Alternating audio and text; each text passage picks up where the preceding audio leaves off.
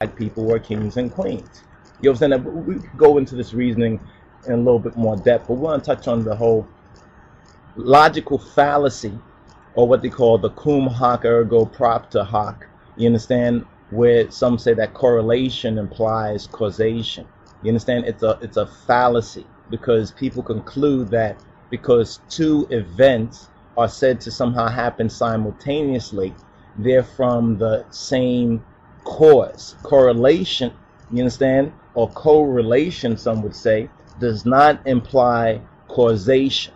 You understand? Cum hoc ergo propter hoc. You understand? Which is a Latin phrase that is often translated to mean, well, in Latin, literally it means for with this, therefore, because of this. It's what they call the false cause theory, the logical fallacy theory. In other words, many people say, well, the Ten Commandments, Moses, the prophet Moses of the Israelites, the lawgiver of the Israelian, of our ancient ancestors, the Beta Israel, Satan has gone forward and has a lot of disciples of this deluded so-called idea or school of thought or denomination of those who seek to refute the Bible, the accuracy of the scriptures, and refute so-called the teachings of Yehoshua, the teachings of the Messiah, would say that, well, to begin with, the Bible is all stolen out of ancient Egypt, and the Ten Commandments were stolen by Moses from the 42 negative confessions of Ma'at. You understand? Which is a feminine deity or principle, which is said to mean truth or to mean justice. Now, this is very interesting right here, because if you listen to their arguments, they'll say the Ten Commandments were taken out of Egypt, out of the 42 negative confessions. Now, these 42 negative confessions, they won't really confess to you that these 42 negative confessions were things to be used after you are dead. You understand? In ancient Egypt, they were things that were inscribed, and you would allegedly say these things after you were dead when you come before the god of the dead, who was variously called Osar or Osiris in the Greek eyes and the Hellenized versions of the Egyptian mystery schools and teaching. They'll say, well, because it says here in the 42 negative confessions that I have not done this, I have not done that, then if you go to the Ten Commandments, the Ten Commandments says thou shalt not and thou shalt not. And most ignorant folk who haven't really studied this issue or studied probably any issue very deeply would say, aha, see there, that's why I don't believe in the Bible. That's why I don't believe in Yehoshua HaMashiach. That's why I don't believe in Jesus Christ or the Bible, whether he's black or white. I don't believe. It's all fairy tale and make believe. You understand? Logical fallacy. Now, we're gonna go into just a brief rebuke of this. You understand? First of all, there are more than 10 commandments. You understand? There are more than 10 commandments. There are actually 613 commandments, testimonies, statutes, you understand, and judgments. Really, commandments, statutes, and judgments in the scripture. There are 613. They break down to 365 and 248. And if you study this numerology or number system even deeper, you'll find that there's a high culture and a high science to that. You understand, which Yehoshua HaMashiach revealed to us, walked in, manifested the template for us so that we would not be caught under the strong delusion which many people are caught under and don't even recognize the seriousness of it. So explain to me, Egyptologists, if Moses allegedly stole the Ten Commandments out of the 42 negative confessions, then why does not the Ten Commandments read like the 42 negative confessions? It doesn't. You understand? In fact, when you think about it, if these are the negative confessions, why it says, I have not done this, I have not done that? Is that what you mean? Instead of thou shalt not? You see, one was for the living. You understand? The commandments was for the living, and the negative confession was for the dead.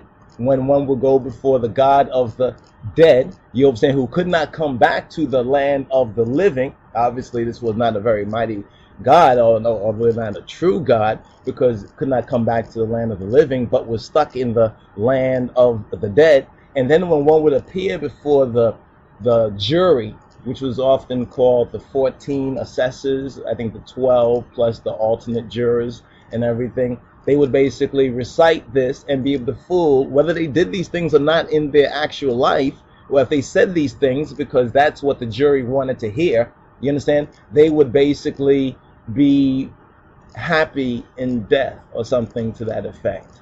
You understand?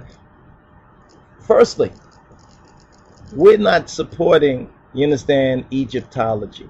You understand? Not in its present form. The only thing probably true about Egyptology, generally speaking, is that the ancient so-called Egyptians or Comitians were black people. That's probably the only thing that's true. Black people, not black people in the sense of African Americans, you understand? Not in the sense of modern day Africans, but were black people from many different tribes, many different nations and governments and kingdoms, which all came together to form this city. You understand? It's interesting in the Bible that the Bible at one point mentions Egypt as my people, that Yahweh actually says that Egypt is my people. I hear a lot of people quoting the first commandment saying that thou shalt have no other gods, no other Elohim beside me. That's actually a poor interpretation of what it actually says in the Ten Commandments. Even going from the Hebrew, it says that thou shalt have no other Elohim before me. That means that all these other Elohim, you understand, whoever they may be, you understand, must follow the true God, Yahweh Eloheinu. That we are not to have any Elohim before the true God. You understand, in front of, you understand, the true God, in the face of, you understand, the true God. So when they interpret it besides, that's a very deceptive translation. Because if you look at the Hebrew and do a Blue Letter Bible or another kind of online concordance or offline concordance study of that verse, you'll see that when it says beside me, it actually means before me.